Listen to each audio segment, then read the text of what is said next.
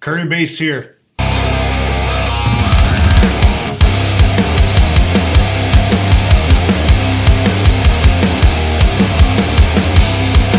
Week of January 11th. Week in review, looking forward. So it's just easier to say what shows are coming up versus typing them all out and making graphics and all that stuff. So just looking ahead, Tuesday and Wednesday night are pretty much like the weekend for musicians sometimes. So yay, yippee weeping. But yeah, Thursday morning, be at Grace River Church in the morning at 6 a.m. 15 days of prayer thing going on. Friday night, don't have to be a member of that church or anything, anybody wants to go. I'm working on 2 hours sleep here if my eyes are from last night's gig.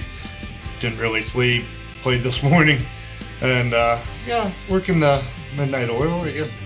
But anyway, Friday night, be at Turtle Creek Bar and Grill with Terrence Wafer and Eric Roydus with his little drum machine, all that fun stuff. Right there on Mexico Road, good food, good wings, bunch of good stuff there. Then the next night we head over to Illinois.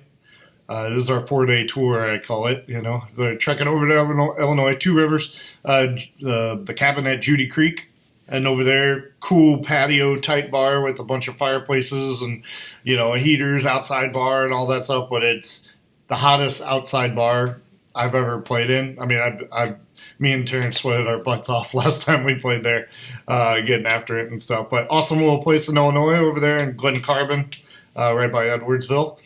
Then Sunday, Monday, Lakeside Pub, so 3 to 7 on Sunday afternoon and 7-11 on Monday. Yeah, yesterday was that was a fun night. Like everybody was in rare form, that's for sure. We had a good night playing, so that was fun. And then looking back, man, well, then I'll keep playing. Tuesday, be back at Grace Rivers Church at 6 a.m. And then at night at 7 p.m. is the Bourbon Sessions with AudioGarden. So we got a little surprise for you that night. Might be some other players there. And but yeah, that's the Bourbon Session. So that's going to be fun, Audio Slave and Soundgarden all night long. And digging deeper and trivia and talking stuff. I'm just curious to see how that plans out. I'm going to go to the Pearl Jam one. Hopefully I want to see what's going down there. And then, yeah, that should do it. All those days stayed praying and a couple practices in between and stuff. So good times.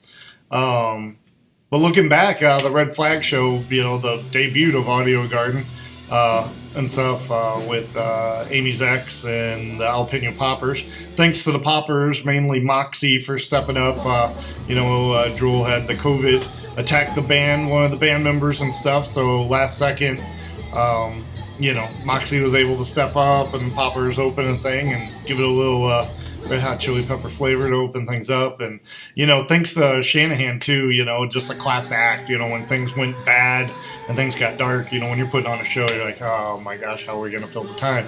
What about all the people that aren't going to show up now and all that fun stuff? And man, not only did he take care of his business with the tickets and the same fans came out and stuff, and he came out and hung all night. I mean, he could have just jumped ship aboard, done his own thing. But he came out and hung and got involved in the show and did a duet. I mean, that's just class act. First time I've dealt with him on a business level, and that was super cool of him. So I hope people take some notes there. That's how you help out, keep promoters and showrunners from having heart attacks. But anyway, just play it cool, right? And then yeah, Amy's X had an awesome set. That was a fun show because the first time we played, it got thrown together real fast and stuff, and we played at Redfish Bluefish, and things kind of happened quickly, and we had some time in between and stuff, and iron out some songs and everything. And Kim was absolutely fabulous belting out stuff. Then had some good times with the Seether, learned a lot there. I was like, sometimes as a musician you'll have like a tough song or a bad song, then you'll have a good one. You'll have a bad or a good one. So yeah, that's gonna be fun to fix the little things there. Poppers had another crazy set. Moxie had another incident sitting in our drummer's lap mid-set, taking out his drum set. So he's taking out a drum set, he's taking out a monitor, he's tripped and fall, he's caught basses in the air, Yeah, he almost took that monitor out. Yeah. So, you just never know what you're going to get with Moxie Ketis.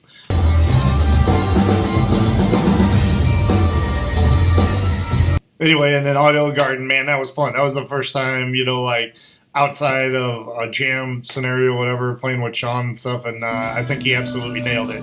I don't think, folks from the outside, know how hard it is to sing Chris Cornell, and, he just absolutely, took the bull by the horns and just like nailed it. So it's just fun. Sometimes you forget to play your instrument when everybody's doing such awesome stuff around you. You just want to watch. And so it was like, oh, yeah, hit some bass notes too. Don't mess them up. But man, just everybody. That whole night, everybody played. The review on the Red Flag is a new St. Louis venue and stuff. First time I played there. Definitely two worlds once you cross the river. St. Louis very COVID strict and stuff, and St. Charles side, it's like the wild, wild west. Like, no rules, right? And, those two worlds collided. So I appreciate the fans, being patient and stuff with all the new rules. Kind of the feedback you got, was like the St. Charles folks are like, oh my gosh, Nazi concentration camp, and then, on the St. Louis side, they're like, man, this is awesome. We finally got a venue to go see stuff. I'm glad it's strict, I mean, there were like people with autoimmune diseases and stuff like that, there was like 5 of them there, and they got to go out and enjoy a show. So it's like, the two worlds balancing stuff kind of collided. It was interesting mixtures and reviews and stuff from that. But, as far as a musician, and I can only guess as a fan because I had to play all 3 all night, but it's like, as far as a musician, that stage is phenomenal. I mean, it's like concrete, and there's the bass subwoofs are underneath.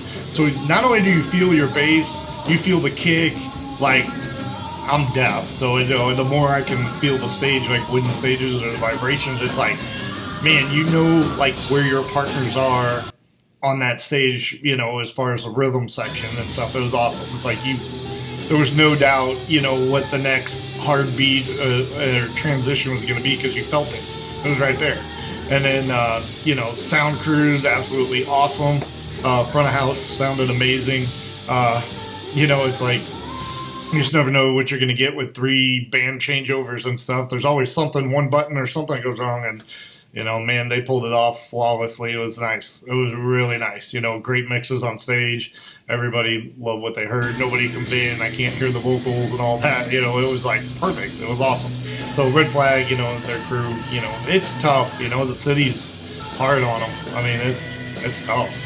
And, it was, well, I mean, at the end of the night, it was like the highest attended show they've had since they've opened the Red Flag and stuff. So, it's an honor of all of the bands just being a part of that. But it's more the people that traveled, all the way from St. Chuck, and the people from the city and St. Louis, and there's even a dude from Italy, and just people from all over, coming in. That's what it's all about. It was a COVID distraction. And, it was a great night for the bands to send some sound out. And, man, the fans, even though they were socially distanced and their tables were far apart, or they're up on the decks and the cool little freight carts and stuff that you can boost, you can sit in, you can hear them. Man, they were active. They were throwing right back what we were dishing to them, and it was awesome. It was fun. So, Red Flag, thank you. That was a good time.